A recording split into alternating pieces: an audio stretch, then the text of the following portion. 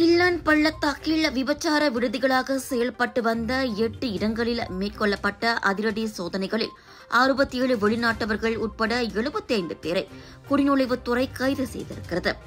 Jalan Tun Razak, Jalan Pudu, Kampung Baru Subang மற்றும் பூச்சங் மைய பகுதியில் ஜூலை 4ஆம் தேதி அச்சோதனைகள் நடத்தப்பட்டதாக குடிநுழைவுத்துறையின் இயக்குநர் டத்தோ ரோஸ்லின் ஜூசோ கூறியிருக்கின்றார்.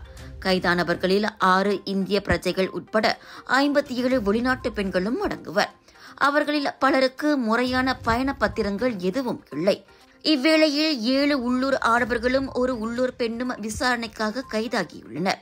அந்த மையங்களில் உடம்பு பிடி சேவையும் செக்ஸ் சேவையும் வழங்கப்பட்டு வந்துள்ளது. வாடிக்கையாளர்களுக்கு 1 மணி நேரத்திற்கு 100 ரிங்கிட்டிலிருந்து 400 ரிங்கிட் வரை கட்டணம் வசூலிக்கப்பட்டதும் தெரிய வந்துள்ளது. கைதான அனைத்து வெளிநாட்டவர்களும் செமன்யை தடுப்பு முகாமுக்கு அனுப்பி வைக்கப்பட்டனர்.